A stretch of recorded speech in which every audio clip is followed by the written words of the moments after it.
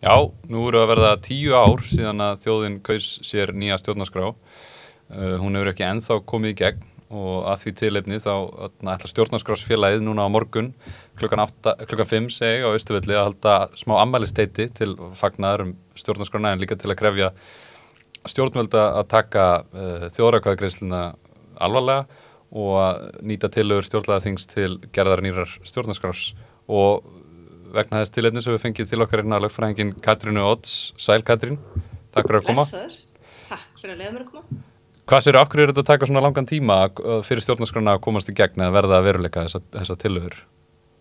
Þetta er náttúrulega milljarða dollara spurningin, sko. Ég held að flestir furði sig á því að í einhverju svona frekar þróuðu lýðræðissamfélagi sem margir vilja nú meina ofta Ísland sé, en svo spurning þegar við förum að rýna í það hvort það sé alveg rétt, þá sé það nú ekki algengt að heil þjóðaratkvæðagreiðsla sé hunsuð af Alþingi. Það er að segja að Alþingi boði til þjóðaratkvæðagreiðslu, fái mjög skýra niðurstöðu frá kjósendum og síðan 10 árum seinna hafi ekki neitt gerst í þá átt að mjaka málunum þangað sem kjósendur báðu En það eru náttúrulega líka bara mikið af ákveðnum svona valdastofnunum inn í samfélaginu, bæði földum og ekki svo földum sem berjast gegn því að kjósendur fái þessi stjórnarskrá. Það er ekki nema 2 ár síðan við söfnuðum 45.000 undirskriftum, staðfestum undirskriftum frá kjósendum á Íslandi.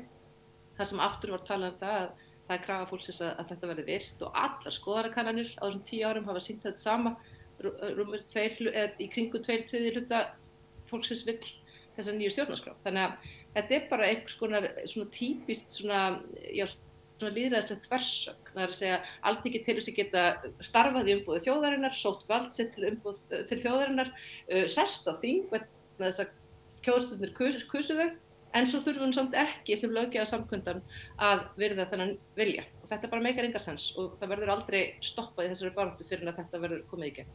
Þetta er búið að vera eiginlega alveg síðan við fengum stjórnarskrána frá Dönum að það var búið að vera hérna í deiglunni á Íslandi að við myndum búa til okkar eigin stjórnarskrá og svo kemur að því að fólk eftir hrunið og svona að fólk við kjósum okkur í stjórnlagaþing sem að býr til stjórnarskrána og svo er hún staðfest aftur í þjóðaratkvæðagreiðslu. Hverjar eru lagalegu forsendunar sem að ríkisstjórnir og þingmenn eða lögfræðingar eða þeir sem að segja að þetta kom ekki í gegn, hver er svona lagalegi grunnurinn sem þau eru að reyna að byggja á fyrir því að komin ekki í gegn? Þau byggja náttúrulega því að þetta hafi verið ráðgefandi þjóðaratkvæðagreiðsla sem er alveg rétt. Þetta var ráðgefandi að því leyti að þrátt fyrir að viljinn væri skýr þá breyttust ekki lögin í samræmi við hann. Það er að segja Alþingi verður sjálft að breyta stjórnarskránni til þess að henni verði breytt og svo þarf að boða til almennra kosninga og næsta þing þarf líka að staðfesta hana. Þannig að það er frekar erfitt að breyta stjórnarskránni, sérstaklega því Alþingi lendir alltaf í þessari hræðilegu tímaþröng með málið að þetta verður að vera allra síðasta máli sem er afgreitt á þingi. Það verður að boða til kosninga leið að búa þeirra staðfesta breytingar.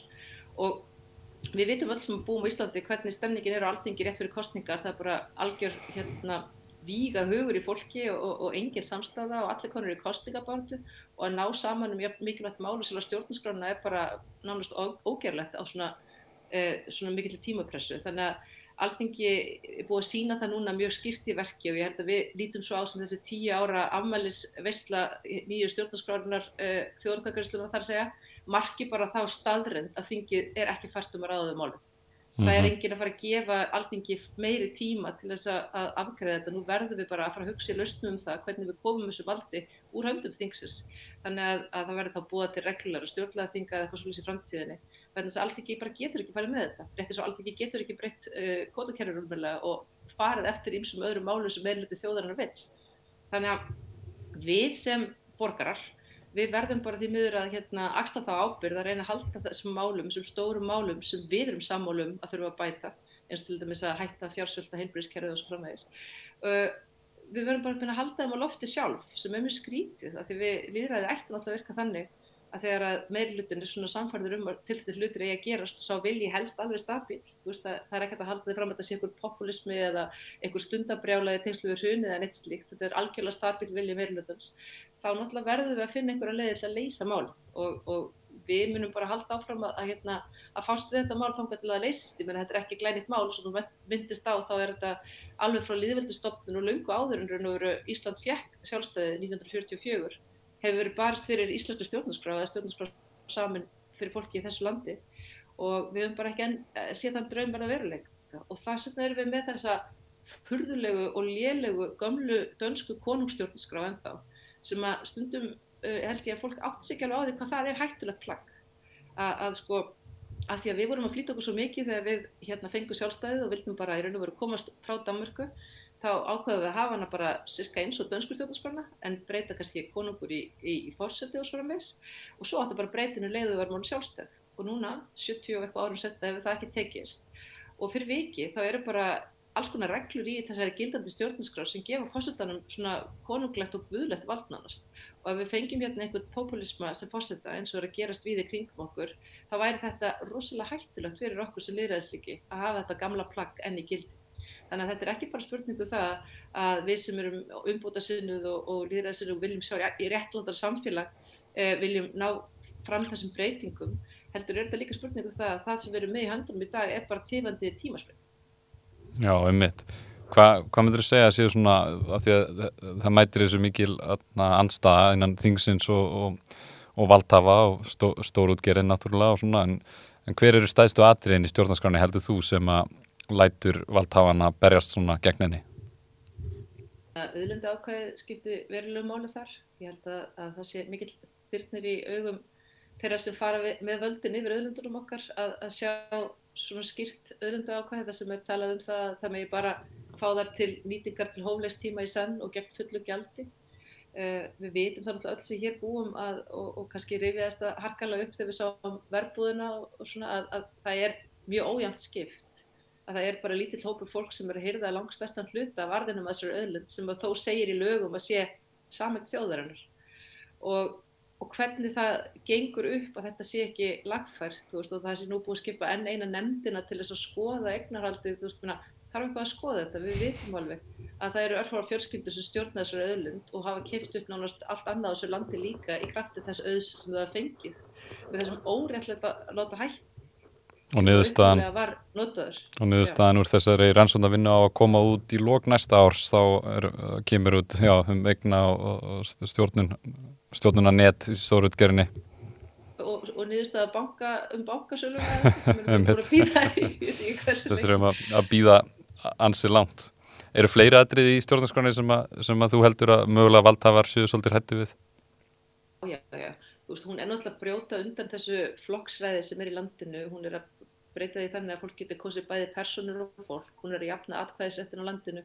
Hún að setja inn mjög sterka náttúruvernd sem einfaldlega það sem við verðum að gera núna, horfast í augu það hvert við erum komin og fást við það hvernig við pössum náttúruna og virðum hana. Hún náttúrulega kveður á sterkari mannréttindavernd og mjög margt annað en ég held að það sem gerist mjög oft að ég reyni nú að skilja þetta, ég sit ekki bara með stittan hnefan þetta brjála yfir þessu, ég reyni að skilja hvað það er sem að lætur fólk vera andstætt þessari stjórnarskrá og eitt af því sem ég sé það gerist það að fólk les svona kannski stjórnarskrána yfir og hugsa svo þessi grein, hún alveg glötuð, ég myndi vilja hafa þetta öðruvísi og verður þar alveg þetta andstætt öllu málun í heild og þetta náttúrulega svolítið svona kannski mikið glapræði vegna þess að ég held að nánast engar tvær manneskjur myndi geta komið sér fullkomlega saman hina fullkomnu stjórnarskrá. Það alltaf eitthvað sem maður myndi vilja hafa aðeins öðruvísi. En við verðum að muna það að þessi stjórnarskrá varð til með lýðræðislegasta ferli sem heimurinn hefði séð þegar hún var skrifuð. Það hefði aldrei áður verið búin til stjórnarskrá með jafn lýðræðislegum hætti og þessir 25 einstaklingar sem sátu í stjórnlagaráði á sínum tíma og ég var ein af þeim þeir komu sér saman þessa málamiðlun, þessa niðurstöðu og það var fólk með gríðarlega ólíkar skoðanir. Þannig að sjálf málamiðlunin, hún á heima í þessari stjórnarskrá og það þýðir ekki að fara núna eins og svolítið valdhafarnir hafa gert að reyna að líta á þetta sem einhvers konar hlaðborð og laga bara þetta því þeim þóknast það, leyfa almenningi að fjalla þetta en ekki þetta bara, svona virkar þetta ekki. Þjóðin stjórnarskrárgjafinn, það grundvöllur alls réttaríkisins í raun. Sú staðreynd að valdið á að koma frá þjóðinni og þess að hún sjálf að fá að taka millileiðalausar ákvarðanir þessi mál og við verðum að fara að koma okkur á þann stað að þetta virki vegna þess að það Alþingi til heilla að hafa almennilegt í raun og veru eftirlit með sínum störfum og það svo margt sem það að laga hér heima eins og til dæmis bara hversu illa valdið aðgreint hversu mikið valdið hjá ráðherrum og ríkisstjórn og lítið hjá Alþingi til þess að virkilega stjórna og stýra landinu. En þó hefur við enga tilfinningu fyrir því hver lendir í þessum sætum þegar við göngum til þessara blessuðu kosninga á 4 ára fresti sem hafa bara ekkert þróast, og ég skil ekki að það sé ekki verið að gera meira til þess að leiða þjóðina að borðinu oftar þegar við erum að taka stórar ákvarðanir. Af því við höfum svo mörg sniðu úrræði til þess að dýpka lýðræðið okkar, en það virðist alltaf bara vera fast á þessum stað, og fyrir vikið þá svo lítið traust og svo mikil gremja, og við eyðum svo miklum tími að rífast hluti sem við þurftum ekki að rífast að því við getum svo fljótt fókusað á það sem við erum sammálum, sem við erum miklu mikilvægir og stærri hlutir. Þannig að ég held að þessi stjórnarskrá leysir alls ekki allan okkar vanda, og hún ekki fullkomin frekar en önnur mannanna verk, en hún algjörlega klárt skref fram á við fyrir okkur sem þjóð, bæði út frá bara okkar löggjöf og út frá því að þetta sé sjálfur samfélagssáttmálinn, hvernig við ætlum að hafa þetta land og til hvers við erum í þessu öll saman. Þannig að þetta svo leiðarstef það hvers vegna það ætti að vera gott að vera saman í liði hérna og reyna að gera hlutina vel. Og það sem skiptir líka gríðarlegu máli að bæta við það að hún opnar líka dyrnar fyrir fólk til þess að hafa áhrif meira. Þannig að í henni þá geta 10% kjósenda kallað fram þjóðaratkvæðagreiðslu mjög umdeilda löggjöf til dæmis, sem ég held að sé gríðarlega mikilvægt. Ég efast að það væri alltaf verið að kalla eftir þjóðaratkvæðagreiðslu, en ég held hins vegar að það myndi veita Alþingi mjög mikilvægt aðhald, og það myndi ekki fara jafn fruntalega með sitt valdi svo við sjáum stundum að gert því miður. Þannig að ég held að það myndi bara gera það verk við fengum meiri gæði. Já, með nýju stjórnarskránni væri komið svona kerfislæg leið fyrir fólk til þess að koma málum í þjóðaratkvæðagreiðslu, og þá eftir þjóðaratkvæðagreiðsluna eru þau væntanlega bara afgreidd og stjórnvöld geta farið eftir vilja almennings. En eins og staðan núna, að þá, út af því að Katrín Jakobsdóttir hefur sagt að þingið sé stjórnarskrársgjafinn, en ekki fólkið. Hún sagði það í eitt sinn í Fréttastöð 2 manni fyrir nokkrum árum. Ég veit nú ekki alveg hvort hún myndi láta herma þetta upp og segja ennþá, eða hvort hún hafi átt að segja á því að þetta voru rangmæli, en hún leiðrétti það ekki í þinginu þegar gengið var eftir daginn eftir manni. Þannig að ef við segjum að við myndum ekkert almenningur í landinu íta á þetta, þá myndi þetta enda einhvern veginn þannig að valdhafar hverju sinni einhvern veginn kannski velja út eina tillögu frá stjórnlagaþingi eða stjórnlagaráðinu og innleiða það í stjórnarskrá, eða hvernig sér þið fyrir þetta myndi þróast? Það sem við höfum séð á þessum 10 árum eru náttúrulega tillögur innan úr þessum þingnefndum sem hafa verið stofnað til þess að reyna að hreyfa við málinu, og þær hafa nánast alltaf verið svona útvatnaðar útgáfur af samsvarandi tillögum í nýju stjórnarskránni. Þannig að við sjáum mjög skýrt að tendensin hjá Alþingi að ganga skemur heldur en þetta sjálfstæða stjórnlagaráð gerði, og ég held að það svo svona ákveðið svona pattern sem kannski þarf ekki að koma mjög mikið óvart. Það ekki í eðli valdastofnana að gefa valdið sitt eftir. Það í eðli þeirra að halda valdinu sínu. Og þess vegna þetta ágætis maður getur svo alveg séð hvernig þetta gerist. Fólki sem vinnur þarna og skilur kerfi sem það vinnur í ekki hoppandi káttandi því að sjá stóra breytingar á því kerfi. En við myndum aldrei sætta okkur við það, við værum til dæmis ef við ættum fyrirtæki, við myndum ráða okkur starfsmann, að starfsmannur sjálfur myndi bara semja sína starfslýsingu. Við myndum aldrei gera það. Við myndum aldrei segja, nei, heyrðu, kæri vinur, það sem ég að ráða hérna til að gera þetta, en þú mátt ekki gera þetta. Þú verður að gera þetta svona.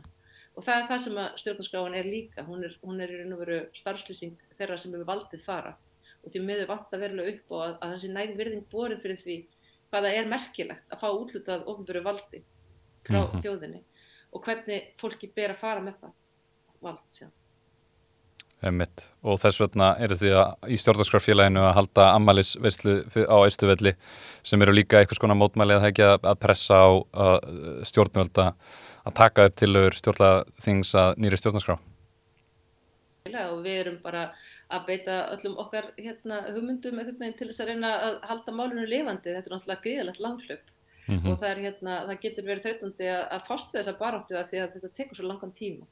Og mig grunaði aldrei þegar ég satt í stjórnlagaráði fyrir 11 árum síðan að þetta gæti tekið svona langan tíma.